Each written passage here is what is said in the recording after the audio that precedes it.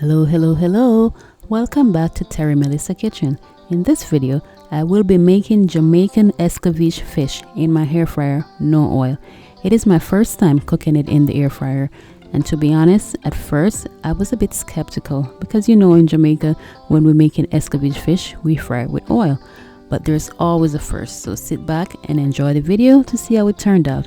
But before you go, don't forget to like, comment, share the video, and subscribe. Thank you.